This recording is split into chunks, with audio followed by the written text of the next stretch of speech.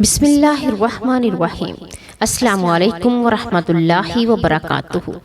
پیارے ناظرین، حضرت رابعہ بصری رحمۃ اللہ علیہ کی شخصیت اسلامی تاریخ کی ان عظیم ہستیوں میں شمار ہوتی ہے جنہوں نے زہد و تقوی، عبادت و ریاست اور عشق الہی کی ایسی مثالیں قائم کی جو صدیوں سے اہل ایمان کے لیے مشعل راہ ہیں۔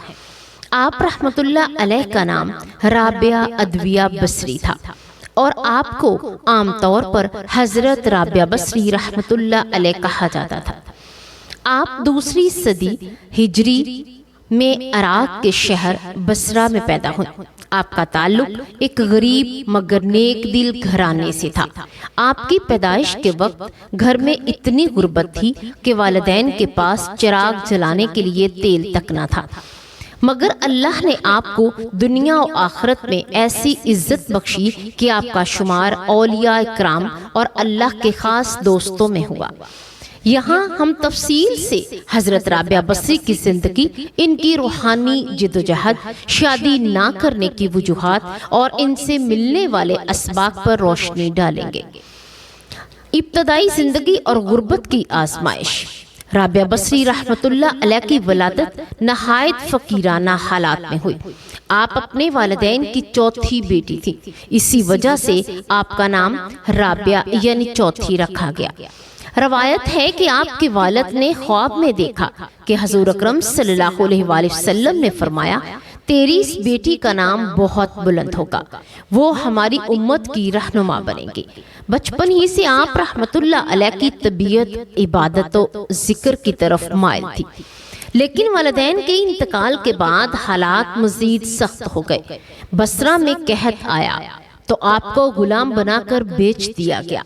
ایک ظالم آقا کے ہاں آپ کو خدمت کے لیے رکھا گیا، مگر غلامی کے باوجود آپ راتوں کو اللہ کی عبادت کرتی رہتی۔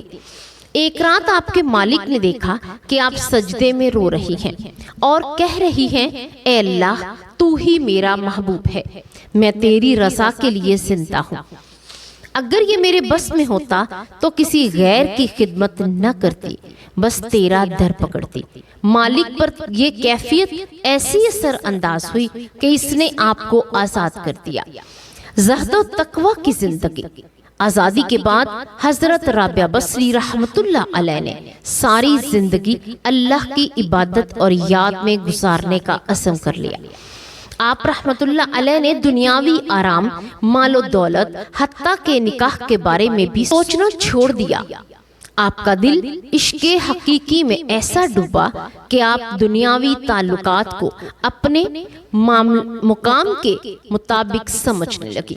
آپ فرمایا کرتی تھی، میں دنیا سے شادی اس لیے نہیں کرتی کہ میرا دل صرف اللہ کے عشق میں مشغول ہے، میں کسی اور کے ساتھ تعلق قائم کر کے اپنے محبوب عشقی حقیقی کی محبت میں خلل نہیں ڈال سکتی۔ شادی نہ کرنے کی وجوہات۔ اسلام میں شادی سنت ہے اور بہت فضیلت رکھتی ہے، مگر اولیاء کرام میں کچھ ہستیاں ایسی بھی گزری ہیں جنہوں نے مخصوص روحانی وجوہات کی بنا پر شادی نہیں کی۔ حضرت رابعہ بصری انہی میں سے ایک ہیں۔ آپ کی شادی نہ کرنے کی چند بنیادی وجوہات درج ذیل ہیں۔ نمبر 1، عشق الہی کی شدت۔ رابعہ بصری کا دل صرف اور صرف اللہ کی محبت میں مگن رہتا تھا۔ آپ کہتی تھی، میرے لیے بس اللہ کافی ہے، جب میرا رب میرا محبوب ہے تو میں کسی غیر کی محبت میں دل کو کیوں لگاؤں۔ عبادت میں مشغولیت۔ آپ دن رات ذکر و فکر اور نماز تہجد میں مشغول رہتی۔ آپ نے دنیاوی ذمہ داریوں سے بالکل کنارہ کشی اختیار کی تاکہ عبادت میں کوئی رکاوٹ نہ ہو۔ روحانی ذمہ داری۔ آپ کو اللہ نے امت کے لیے ایک نمونہ بنا کر بھیجا تھا اور آپ کے زہد و تقوی اور کو ترک دنیا کا سبق لوگوں کے لیے ایک پیغام تھا کہ حقیقی محبت صرف اللہ کی محبت ہے۔ دنیاوی تعلقات کی بے ثباتی۔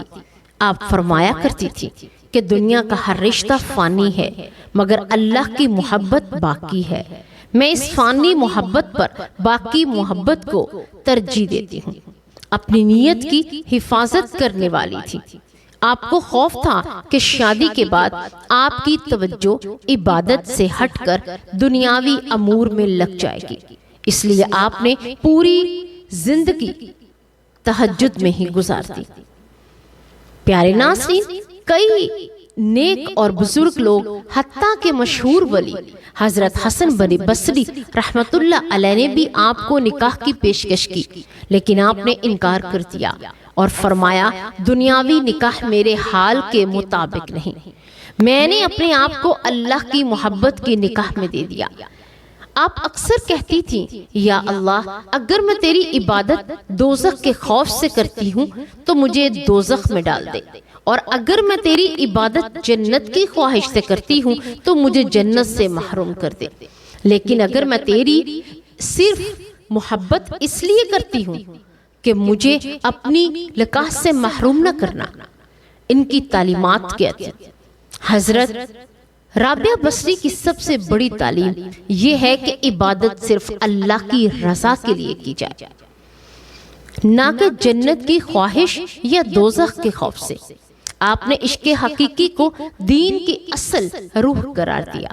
آپ کی تعلیمات کے چند اہم نکات یہ ہیں: اللہ کی محبت سب سے بڑھ کر ہے، دنیاوی محبتیں فانی ہیں، اصل محبت اللہ کی ہے، عبادت میں اخلاص ضروری ہے، خوف اور لالچ سے بڑھ کر اللہ کی رضا مطلوب ہونی چاہیے۔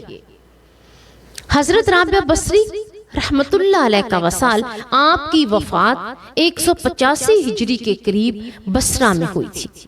آپ کا مزار آج بھی عراق میں موجود ہے اور لاکھوں زائرین آپ کے فیوز و برکات سے مستفید ہوتے ہیں۔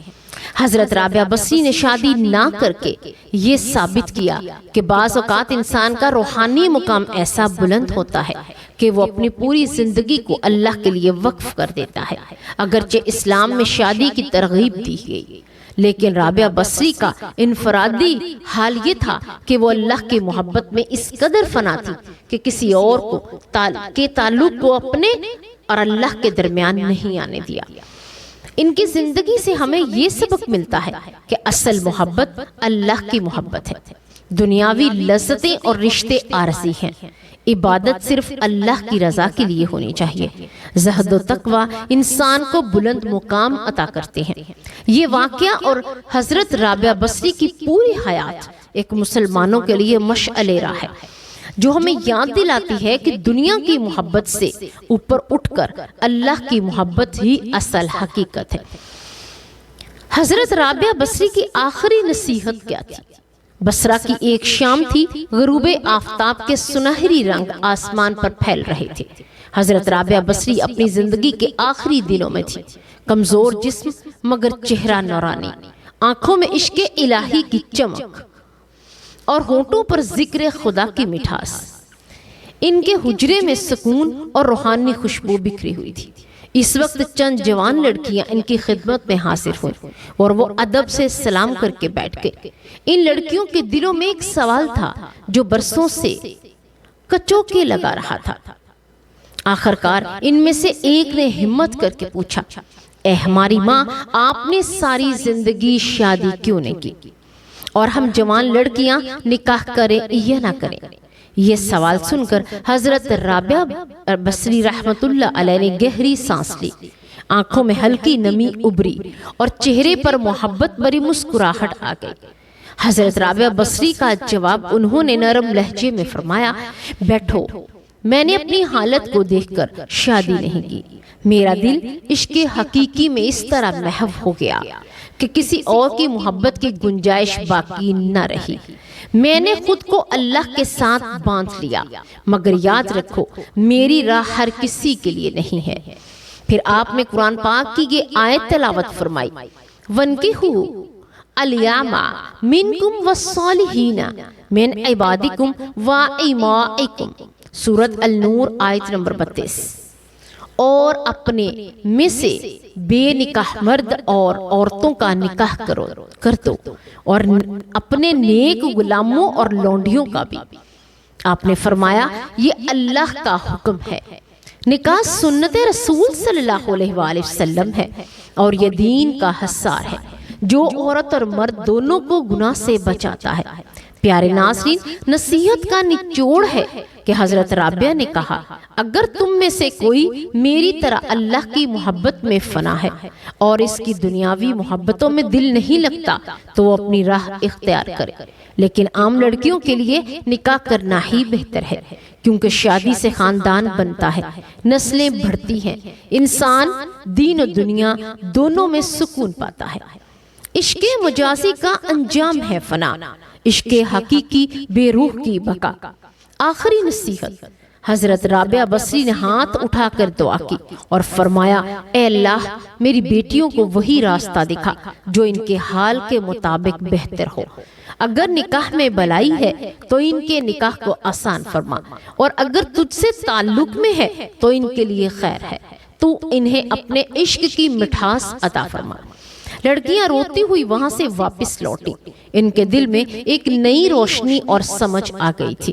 انہوں نے جان لیا تھا کہ حضرت رابعہ بصری کا اپنی ذات کے لیے شادی نہ کرنا ایک خاص روحانی حال تھا، مگر عام مسلمان لڑکیوں کے لیے نکاح ہی بہتر اور سنت رسول صلی اللہ علیہ وآلہ وسلم ہے۔ اور اس کہانی سے ہمیں یہ سبق ملتا ہے کہ شادی اسلام سے ایک سنت ہے اور زیادہ تر لوگوں کے لیے ضروری ہے۔ کچھ خاص بندے اللہ کی محبت میں اس مقام تک پہنچ جاتے ہیں کہ وہ تجرد کو اختیار کر لیتے ہیں۔ ہمیں اپنی حالت اور اپنی ضرورت کو دیکھ کر فیصلہ کرنا چاہیے، مگر سنت رسول صلی اللہ علیہ وآلہ وسلم کو ہمیشہ مقدم رکھنا چاہیے۔ اللہ تبارک و تعالیٰ سے دعا ہے کہ اللہ تبارک و تعالیٰ ہمیں نیکوکار بنائے اور نیکیاں کرنے کی توفیق دے۔ اللہ ہمیں قرآن اور سنت کے مطابق زندگی بسر کرنے کی توفیق دے۔ اللہ ہمیں نیکی کی بات کو سننے، سمجھنے اور اس پر عمل کرنے کی توفیق عطا فرمائے۔ اللہ تبارک و تعالی ہمارا خاتمہ ایمان کی حالت میں کرے۔ آمین یا رب العالمین۔